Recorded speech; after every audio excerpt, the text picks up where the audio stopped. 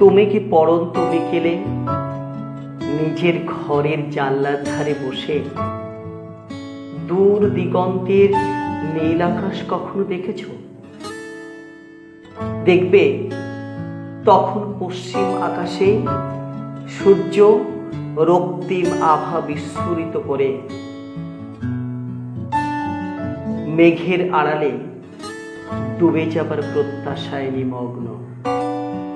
তখন বলাকারা দল বেঁধে একটা মালার মতো হয়ে তারা নীল আকাশের বুক চিরে নেড়ে ফেরার প্রত্যাশায় ডানা মেলে দেয়। এদের মধ্যে একজন অগ্রবর্তী একটি বলাকা থাকে, একটি বক থাকে, যে সবাইকে এগিয়ে নিয়ে যায়। আমাদের পরিবারেও ঠিক এইরকম একজন অগ্রবর্তী মানুষ থাকেন, একজন অগ্রদূত মানুষ থাকেন, যে আমাদেরকে বয়ে নিয়ে যায়। তার উপরে সমস্ত দায় দায়িত্ব বোঝা চাপানো থাকে। সেটা হতে পারে কারো স্বামী, কারো বড় দাদা, কারো বাবা, কারো বা মা, কারো বা নিজের ভালোবাসার মানুষ। কিন্তু আমাদের প্রত্যাশার চাপে সেই মানুষগুলো মানসিক দিক থেকে কুঁচো হয়ে যাচ্ছে না তো?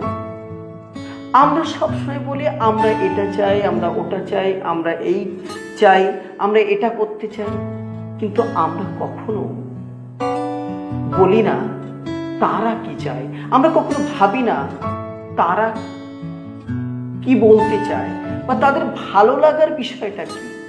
এটা কিন্তু আমরা ভাবি না। আমরা আমাদের চাওয়া পাওয়াগুলোকে তাদের উপরে চাপিয়ে দিই। আমাদের মধ্যে একটা দোষ আছে, আমরা সবসময় অন্যের বাড়ির ছেলে বা মেয়েটি কি করছে বা অন্যজন কি করছে, সে কেমন সুখে আছে, সেইটা বিচার করতে সর্বদা ব্যস্ত থাকি। আসলে একটা কথা মনে রাখবে, নদীর এপার কহে ছাড়িয়া নিঃশ্বাস, ওপারিতে সর্বসুখ আমার বিশ্বাস।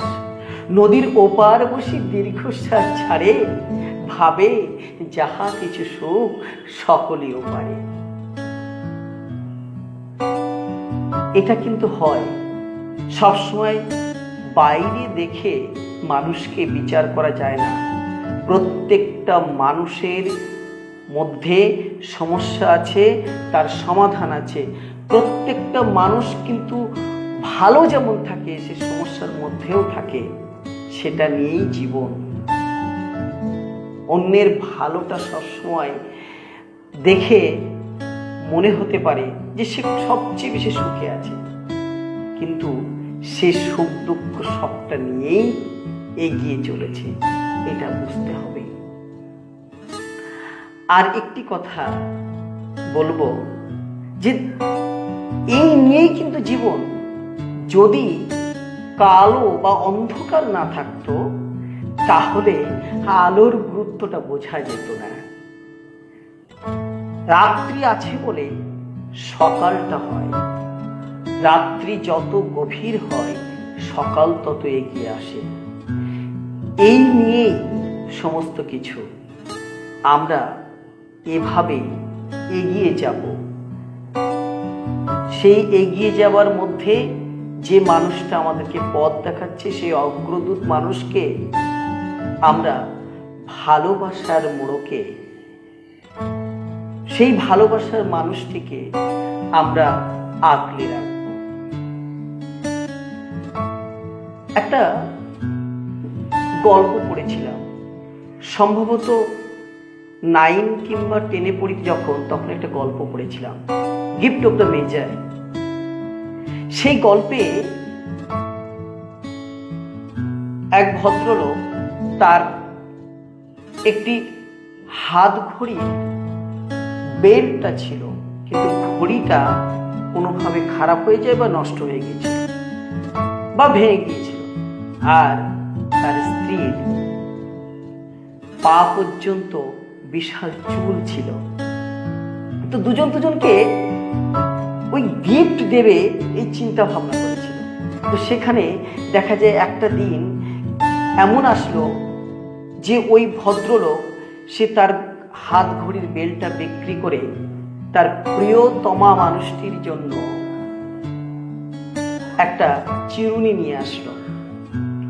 আর সেই মুহূর্তে তার স্ত্রীও নিজের সেই যে চুল নিয়ে গর্ব করত, তার স্বামী মুগ্ধ হয়ে তার চুলের দিকে, কেশবতী কন্যা তার দিকে তাকিয়ে সে মুগ্ধ হয়ে যেত। সে কি করেছিল, সেই চুলটাকে কেটে বিক্রি করে তার স্বামীকে দেওয়ার জন্য একটা হাত ঘড়ি কিনেছিল। এটাই হচ্ছে ভালোবাসা। আমরা একে অপরে এই ভালোবাসার বন্ধনে আবদ্ধ থাকতে পারি, চাপিয়ে দেওয়া নয়। তোমার ইলেকট্রিক গ্যাজেট প্রয়োজন হতে পারে, কিন্তু তুমি এমন কিছু করো না। তোমার মোবাইলটা তোমার প্রয়োজন হতে পারে, কিন্তু তুমি এমন দাবি করো না যে দাবির কারণে সেই অগ্রবর্তী মানুষটি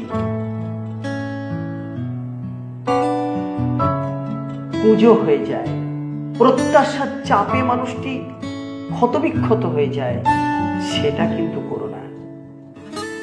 আমরা এটা করে থাকি। এই জায়গা থেকে আমাদের বেরিয়ে আসতে হবে। সবাই ভালো থেকো।